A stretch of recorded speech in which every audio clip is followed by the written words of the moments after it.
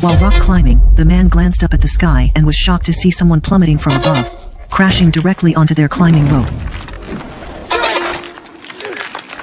Under the force of inertia, the climber was dragged off the cliff, and the expansion bolts on the cliff wall couldn't withstand the weight of two people and popped out immediately.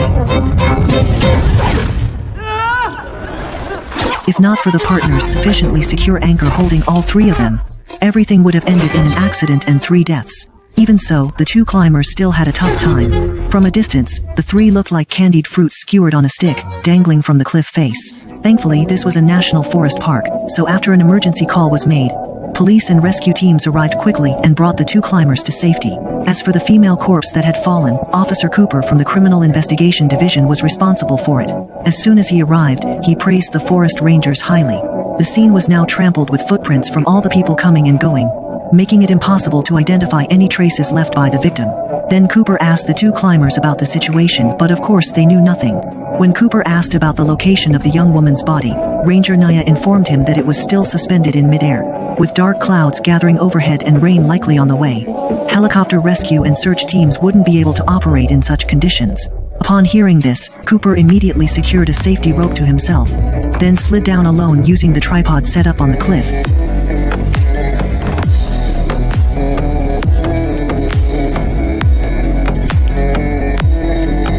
He got to the girl's side and took photos of her with his phone. Cooper noticed wounds on her legs that appeared to be from an animal attack. The girl had a bracelet tied around her wrist, and just as Cooper was about to take the bracelet, it suddenly snapped and fell down the cliff. Seeing that nothing had been overlooked, Cooper picked up his walkie-talkie and told them to pull him and the body up. At this point, Cooper was able to carefully examine the body. He found black moss on the girl, and since there were no such plants on the mountaintop, Cooper concluded that the girl had run up the mountain. Following along the mountaintop, Cooper indeed found evidence to support his theory. There were the girl's handprints and footprints on the rocks.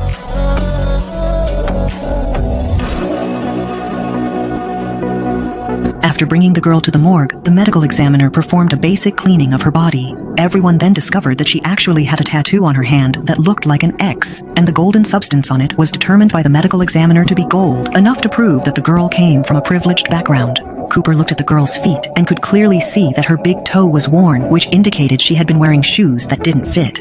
She had walked a long distance, but surprisingly, she didn't have a phone, wallet, or anything else that could identify her. A rebellious rich girl with no identification, wore shoes that were too small, walked a long distance, and ultimately fell to her death off a cliff. With such disconnected clues, Cooper had no choice but to wait for the rain to stop before investigating the bottom of the cliff. He wanted to collect the bracelet that had fallen, hoping to find some clues.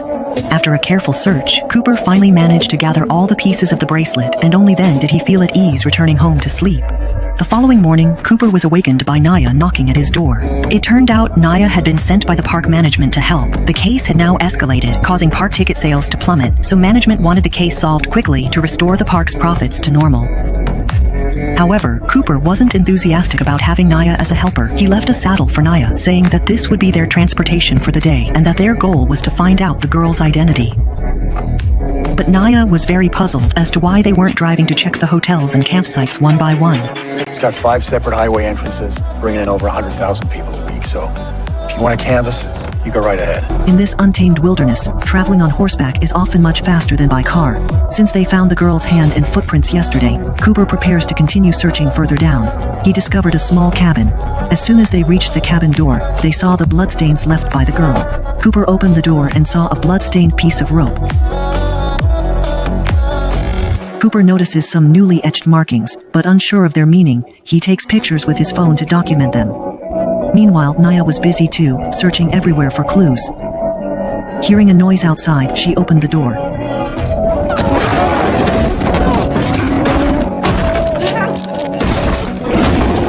If Cooper hadn't reacted quickly by firing 2 shots at the door to scare off the bear, Naya might have ended up as the bear's snack today. The cabin proved that Cooper and his team were in the right place. Cooper continues down the path and eventually discovers the girl's shoes and the capsule responsible for the animal wounds on her body. Naya put the shoes into an evidence bag, and Cooper continued searching ahead. On the trail, he saw a patch of blood that stood out abruptly. Noticing marks on a nearby rock, Cooper takes out his knife and digs into a tree, surprisingly extracting a bullet. When Cooper shares his findings with the medical examiner, the autopsy confirms his theory. The girl was shot in the thigh first, then attacked by coyotes. Send the bullet to the police station for testing. Cooper keeps thinking about the bracelet they found yesterday, feeling it somehow familiar. After rearranging the letters multiple times, he recognizes a word and suddenly remembers where he's seen it before. He kept rummaging through the cardboard box next to him and found a direct clue. It was a 4-week summer program, and from 2008 to 2011, this was given to all staff and participants. But Naya felt there wasn't much hope, since it all happened 10 years ago, and besides, people could have given the bracelets to each other. Seeing Cooper's look, Naya understood that what Cooper wanted wasn't to hear her talk about how difficult it was to search the list, but to see her get the job done and do it well. Even after getting off work, Naya is still at home constantly comparing the lists. Cooper remembers there's a meteor shower tonight, so he lies on the ground quietly watching the meteors in the sky. Unexpectedly, the Native American ranger found him and gave Cooper a fish to try. The meteor, which appeared very beautiful in Cooper's eyes, had a completely different meaning in the eyes of the Native American ranger. What's it saying? That death has come again to my people's lands. That bodies will fall like the stars. Well, I hope your sky's wrong. The sky doesn't care what you hope.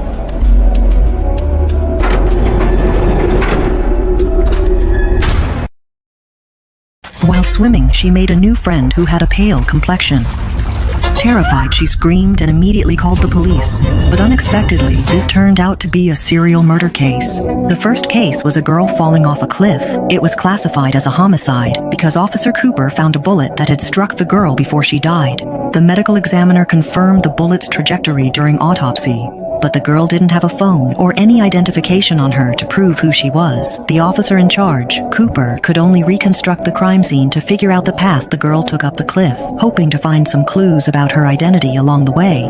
Looking at the mountain range on his phone map, after a thorough search, Cooper found a bottle of pills in the creek with a golden X on the cap identical to the tattoo on the girl's wrist. This proved Cooper was on the right track. Cooper didn't know much about the pills, but he did know there was a junkie named Teddy in the park. Cooper went to his workplace, opened Teddy's car door without a word, and found a bag of flour inside. Seeing this, Teddy kept trying to explain himself. So Cooper took out the pill bottle and the girl's photo, asking Teddy if he had seen them, but Teddy didn't know anything about them. Cooper then made a deal. He would take the flour for now, and whenever Teddy found out any information about the girl, Cooper would return the flour to him. Cooper wasn't putting all his hopes on Teddy though, because he knew that in this park of over 3,000 square kilometers, there was a makeshift settlement of homeless people in the wild, and there just might be information about the pill bottle there. When Cooper brought Naya here, everyone stood up. They started booing at them. It was obvious the vagrants did not welcome police here. Cooper ignored this and asked the woman where Abu, the leader and shaman of the shantytown, had gone. She replied that Abu often wandered off, and she didn't know his whereabouts. Besides, didn't the deer hunter Kyle already ask this question yesterday? Why is Cooper asking again today? Seeing the woman's extremely uncooperative attitude, Naya simply took out the girl's photo and asked the people present if they had seen the girl or knew her identity. The others were all uncooperative, but Naya noticed something on one person's face. She pressed the woman with questions, but received no answers. Seeing this, the homeless people surrounded Naya. Cooper was an experienced police officer. He knew they were outnumbered, and if Naya kept pressing, it would definitely not end well, so he told Naya to leave. The homeless people who saw this cheered one after another, as if they had won a victory. Naya felt indignant. She knew something. Yeah, maybe, but she wasn't gonna say anything, not with that group cheering her on. Naya went back to continue investigating the register, while Cooper went to look for the deer hunter Kyle. Investigation was supposed to be police work, so why was Kyle suddenly interested in this case? Could there be something suspicious going on? In Kyle's tent, Cooper waited for him to return from hunting. After a few pleasantries, Cooper noticed the hunting rifle beside Kyle. He made an excuse that he wanted to buy one herself and asked to try out Kyle's hunting rifle. But Kyle was very alert about it and put his hand on the rifle. In response, Cooper could only hand her own gun to Kyle as an exchange. Just as Cooper was immersed in the wonderful feel of Kyle's gun, he suddenly adjusted the aim of the barrel. Kyle was completely startled by this, but Cooper had already achieved his goal. He used a small knife to dig out the bullet, and once he took it back for ballistic testing, he would know whether Kyle was the one who shot the girl. After finishing her own work, Teddy began his own actions. That bag of flour had cost him quite a bit of money, and now it was just gone, a real financial sting. Teddy went to the tattoo shop to ask the tattoo artist about the tattoo on the girl's hand. When the tattoo artist heard about the golden X symbol, he immediately told Teddy to get lost and said he didn't know anything. After leaving the shop, Teddy received a text message from the artist: "Stay away from the golden tattoo, nothing good comes from it." As they say, walls have ears. While Teddy was asking questions inside, a customer behind him had been watching with a suspicious expression, clearly taking interest in him. Later that night, as Teddy got into his car, he hadn't even started the engine when he spotted a figure in the back seat through his rearview mirror. The person was also wearing an ugly mask, and Teddy's fate was already sealed. The next day, Cooper received a call about some daring teenagers who were diving, and one of the girls had an unfortunate encounter with Teddy. Cooper instantly realized that Teddy's death was because of he must have been targeted by the mastermind while he was gathering information. Just then, Naya called Cooper. While cross-checking names, she had discovered a girl called Lucy Cook who had actually gone missing back in 2010 and had made the local news. Using photos of Lucy from when she was a child and matching them with her current appearance through technical means, the facial features turned out to be exactly the same. A person who went missing 15 years ago has reappeared and is now caught up in a serial murder case. There's definitely something very complicated going on behind the scenes, so as soon as she found out, Naya hurriedly called Cooper. I found Jane Doe. This is a little girl who has been missing for 15 years. When she was found again, she had already become a corpse at the bottom of a cliff with an X-shaped tattoo embroidered in gold on her hand. While the informant was investigating the tattoo, they were actually killed, which shows that there must be an earth-shattering secret behind her disappearance. To understand what happened to young Lucy over these years, police accessed her family records, which revealed that her stepfather was killed just 1 year after she vanished. The reason was that someone believed Lucy's stepfather had killed her, so they took revenge on him. Lucy's mother worked at the national park where Lucy fell from the cliff, but unfortunately, her mother got cancer. 15 years ago, she died 3 weeks before Lucy disappeared. Lucy's only living relative was her stepfather's son, Lucy's brother James.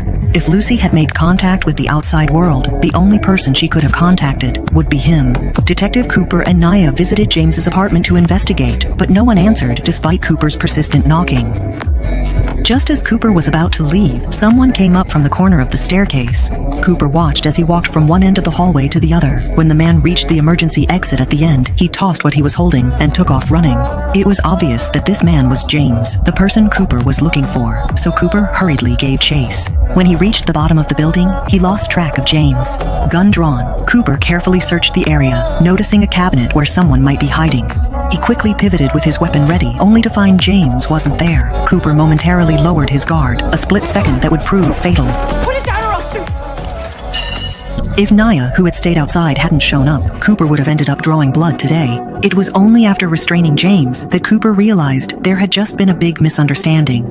James owed a lot of money to other people, and he thought Cooper was a thug sent to collect the debt. However, when it came to news about Lucy, James said the last time he saw her was 15 years ago. After that, Lucy never contacted him at all, but Cooper didn't believe him. After searching the room, Cooper actually found a medicine bottle marked with an X. This showed just how widespread the drug was. Through further questioning, Cooper determined that James knew nothing about Lucy or the medicine bottles.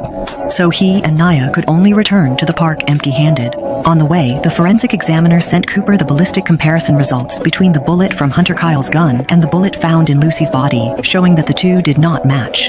The investigation had hit a wall. At home, staring at photos of Lucy and Teddy's bodies, Cooper felt overwhelmed by the lack of leads. He sought out a friend to decompress. After waking up the next day, he found the Native American park ranger, Jay. Because Lucy's mother was Native American and Jay was highly respected in the Native American tribe, Cooper asked him to take him to Lucy's house so that he could communicate smoothly with the homeowner. Through their conversation, Cooper learned that after Lucy's mother passed away and Lucy disappeared, he moved in here a few months later. Have you seen a young girl in this area in the last few years? The homeowner said he hadn't seen her. After seeing Lucy's photo, he still couldn't say anything. Seeing that communication between the two wasn't going well, Jay found an excuse to send Cooper away. Then after talking with the homeowner alone, he told Cooper. His guess was correct. The homeowner had indeed seen a girl on the nearby ridge, but as soon as the girl noticed someone looking at her, she immediately ran away, so the homeowner never saw her face clearly. The package in his hand belonged to Lucy's mother. The homeowner hadn't thrown it away after moving in, but also didn't know who to give it to. There might be some clues inside. Cooper took out his phone to show Jay photos of the cabin and asked Jay if he knew what this meant. Jay's answer was quite thought-provoking. Video told me what magic. Keep evil spirits away. The case was becoming increasingly mysterious, but Cooper had forgotten he wasn't working alone anymore. He had just left to investigate when his partner Naya arrived at his house looking for him. Finding the place empty, Naya decided to take the horse and venture into the mountains by herself to search for clues. In a hidden spot, she saw footprints. Based on their size, Naya deduced that Lucy had most likely been here before, so she searched around the footprints and actually discovered an abandoned mine shaft. Naya turned on her flashlight and walked in. After just a few steps, she saw a gas mask and picked it up to take a look.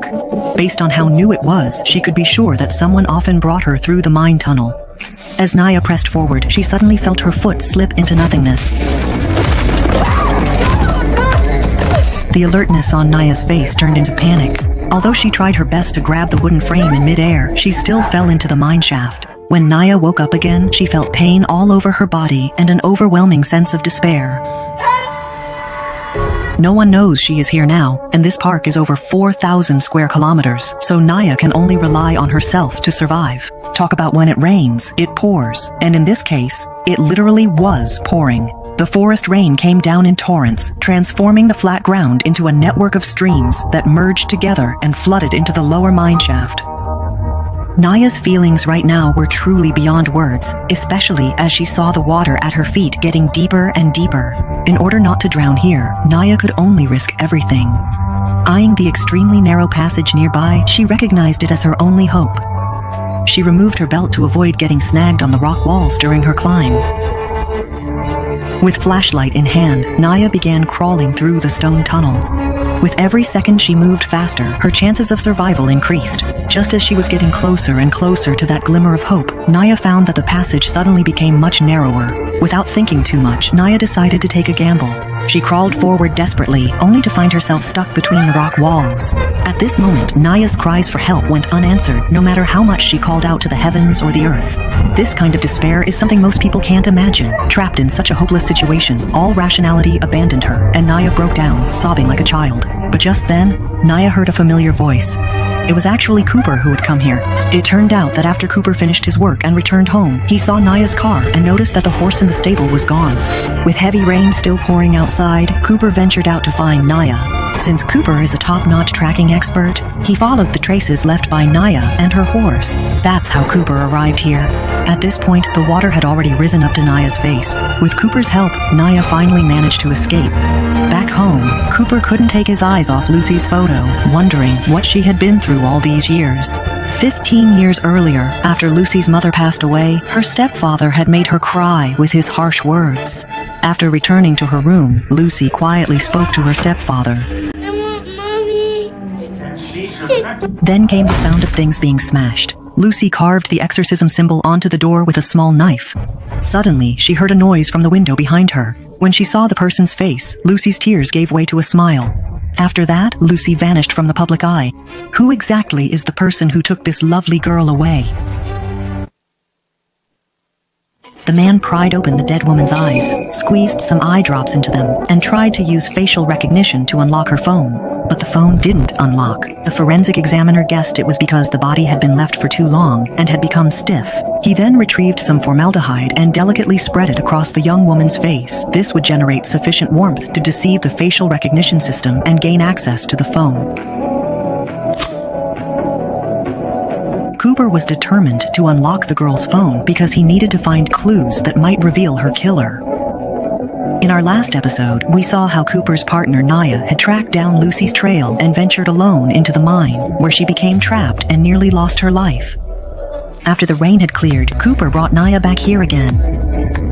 They soon realized the mine was a complex maze of interconnecting tunnels with unexpected forks that could easily lead them in the wrong direction if they weren't careful.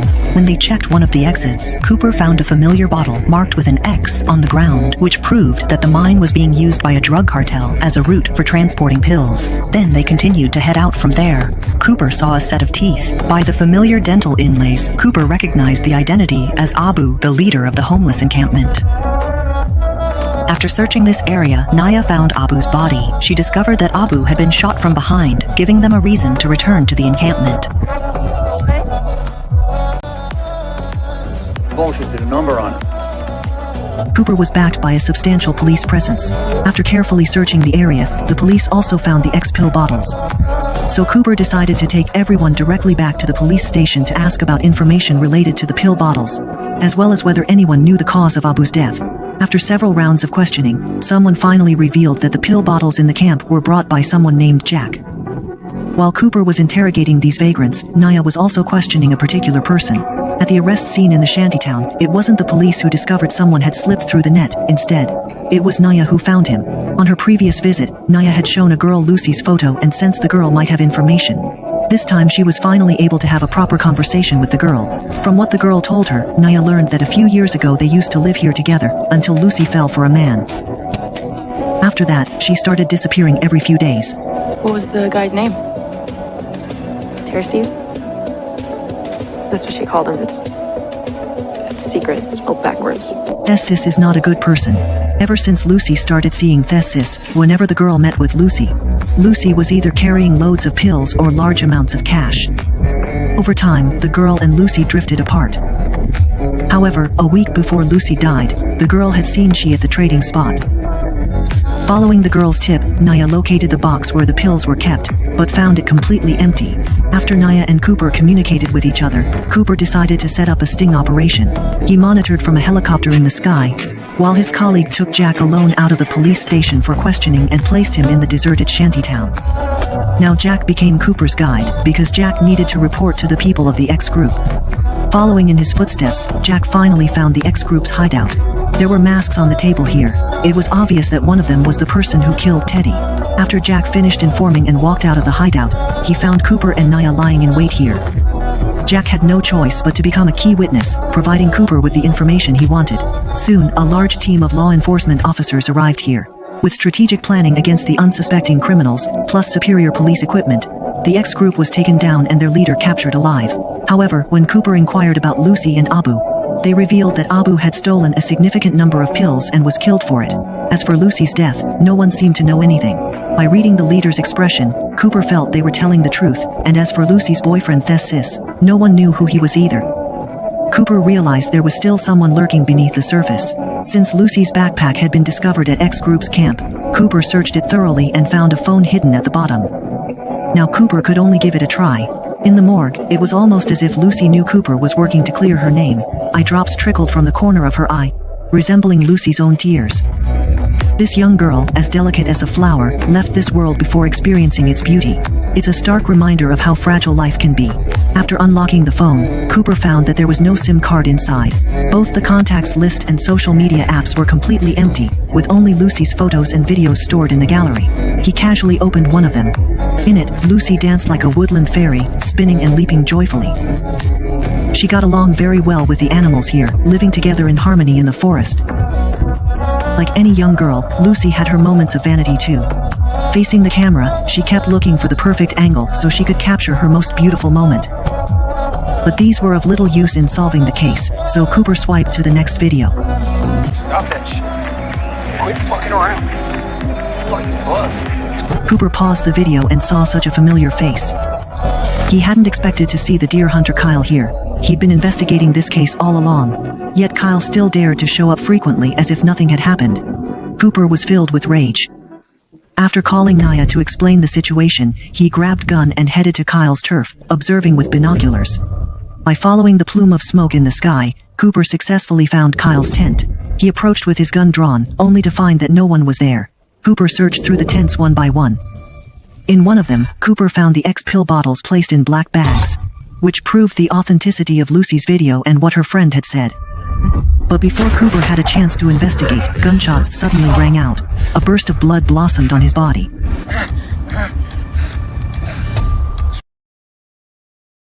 The man scans the area through his sniper scope, checking for enemy presence. He had just put down his gun when he noticed a glint of reflected light from the opposite side. Cooper quickly brings his weapon back up, but he's too late. The enemy fires first, the bullet striking Cooper's shotgun. After After squeezing off a few return shots with his handgun, he turns and makes a hasty retreat. It turned out that Cooper's decision was the right one because just after he left, bullets struck the spot where he had just been. Even worse, Cooper has already been shot in the abdomen. With Kyle in pursuit, Cooper has no choice but to gather mud from the riverbank and apply it to his wound to stop the bleeding. But Kyle is also an expert hunter, and before long he arrives here and sees the fingerprints Cooper left behind. Then he slowly shoulders his gun, as if Cooper is already in the palm of his hand. While fleeing, Cooper reaches a steep slope and is still figuring out how to descend when Kyle appears behind him, shotgun in hand. Now Cooper can only risk everything and not think too much about it. He leaped onto the tree trunk at the bottom of the slope, then crashed heavily to the ground. Kyle keeps firing at Cooper, who quickly uses the tree as his cover. Then he raises his gun and shoots back at Kyle, taking advantage of the moment when Kyle is dodging. Cooper had already reached the rushing waterfall and, using all his strength, crossed it so he could hide his tracks. The battle royale raged on for a full day and night. By nightfall, Kyle still managed to find Cooper. Oh, it's still warm, Kyle. Slowing down. Kyle was right, Cooper is now too weak to run and can only wait quietly for death. Unfortunately, Cooper doesn't even have the strength to lift his gun and fight back. Not wanting to leave anything to chance, Kyle raised his hand, ready to pull the trigger. The gun fires, but it's he himself who falls to the ground. Gun down. Thankfully, Cooper had texted Naya before taking action. Knowing he might be in danger, she rushed over just in time. Otherwise, Cooper would have been the one who died that day. When Cooper regained consciousness, he found Paul, the park's head ranger, and his old friend, standing over him. After congratulating Cooper on surviving, Paul gave Cooper and Naya some privacy to talk. Naya said that the police found a lot of guns buried under the tent where the pills were discovered. After ballistic analysis, they identified the one that was used to shoot Lucy in the leg. With the culprit identified, Cooper could finally breathe easier. So Cooper found the indigenous ranger and asked if he knew who Lucy's biological father was, so he could help lay Lucy to rest. But the indigenous ranger knew very little about this. Cooper remembered that a young man had come to the police station looking for him before, and said that when Lucy was a child she lived in a monastery, and at that time he and Lucy were very good playmates. Later, Lucy moved here to the park, so Cooper went to the church to look for clues. But the church from those years is now in ruins. Fortunately, Cooper found the priest's daughter, and from her, Cooper learned that the church was actually an unofficial daycare center. The parents would mail the monthly child support payments to the priest on a regular basis, and after that, they would never show up again. Lucy had been brought there by her father, who was apparently some kind of police officer. Lucy once lived here for a while, then secretly ran away from the church. Cooper knew that after she ran away, she came to the park, and had been living here until she was killed. As Cooper pieced together all the clues, he suddenly realized who Lucy's biological father was. So he went to find Paul. I had the lab resend Lucy's DNA results, Paul. I already sent you those. Yeah. But you took your daughter Kate off the list. At this point, Paul had no way to justify himself. He said that after Lucy's mother passed away, her stepfather had always treated her badly. So he took Lucy out of the house and placed her in the church. But he never imagined that Lucy would end up like this. Cooper refused to listen to any of Paul's explanations. He made a call and told them to search Paul's house, and have the gun at home undergo ballistic testing. Since Lucy's previous DNA test report could be falsified, the ballistics report for Kyle's gun could be falsified too. Seeing that Cooper was serious, Paul told him to hang up the phone, and then revealed the rest of the story. He had no idea Lucy had escaped back to the park, until a year ago, after Lucy saw him, she came to his house and asked Paul for money. If Paul refused to give her money, Lucy would threaten to expose her background and experiences, which would utterly ruin Paul's reputation. As time went by, Lucy kept asking for more and more money, until the last time, when Paul finally had a breakdown. He found Lucy wanting to talk to her. But when Lucy saw the gun in Paul's hand, she assumed he intended to kill her. With no other choice, Paul could only fire the gun in an attempt to restrain Lucy's actions. Following the traces Lucy left behind, Paul also arrived at the edge of the cliff. He didn't do anything, instead it was Lucy who jumped off. Scenes from her past with her mother replayed in her mind. Her mother had died years ago, her stepfather was cruel, her boyfriend had used her, and her biological father had rejected her, sending her as far away as possible. What meaning was there left in her life? Cooper said there has to be an outcome to this matter. Paul had made mistakes before, and he couldn't keep making one mistake after another. After saying this, Cooper was about to leave, but he found Paul pointing a gun at him. Cooper didn't believe his old friend would shoot him, so he kept walking forward, but the gunshots still rang out.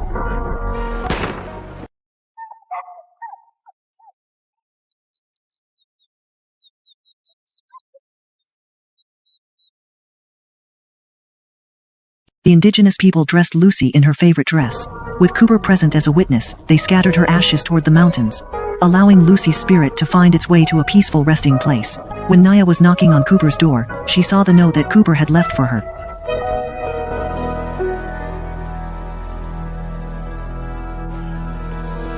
The horse will be in Naya's care from now on.